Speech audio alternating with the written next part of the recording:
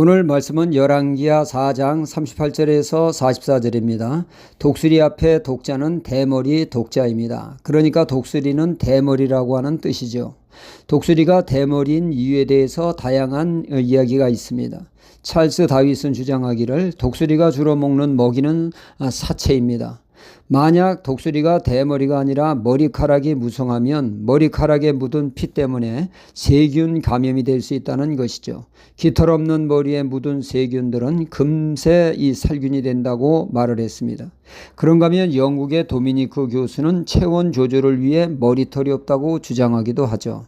그러니까 독수리가 대머리인 이유는 감염 회피용과 체온 조절이라고 말할 수 있는 것입니다.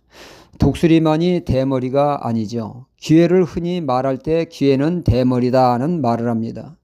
이는 기회가 왔을 때 그 기회를 놓치면 다시는 기회를 잡을 수 없어 대머리라고 표현하는 것이죠.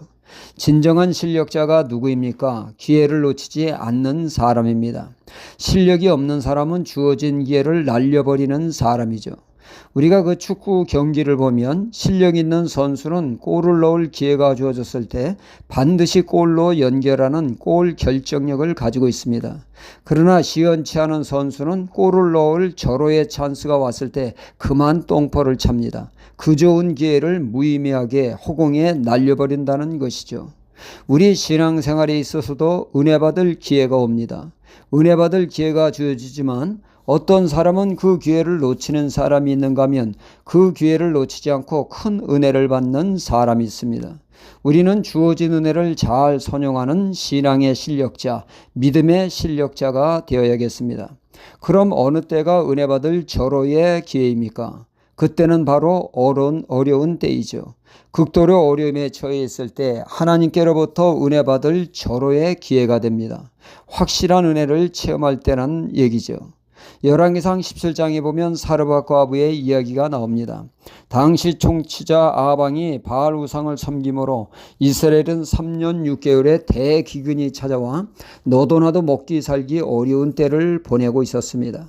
사르밧 과부도 엄청난 피해를 입고 있었죠. 이제 식량이라곤 밀가루 한 움큼이 전부입니다. 그것을 먹고 아들과 함께 꼼짝없이 굶어 죽을 판입니다. 이 마지막 남은 밀가루 한 바가지를 그 누구에게도 양보할 수 없는 생명같이 소중한 것이죠. 이에 하나님의 선지자는 말을 합니다. 그것으로 빵을 만들어 나를 먼저 주라고 합니다. 아니, 하나님의 사람이 이 딱한 처지 놓인 과부를 도와주어야지 뺏어 먹으면 어떻게 합니까? 그런데 선지자는 말합니다. 내 말대로 하면 밀가루통에 밀가루가 마르지 아니할 것이다 말했습니다. 이 말씀에 사르밧 과부는 아멘하고 그렇게 했죠. 그랬더니 밀가루통에 마르지 않는 은혜를 체험하게 되었습니다. 그 가장 어려운 때에 하나님의 말씀에 순종했더니 이런 놀라운 은혜가 임하게 됐다는 말씀이죠.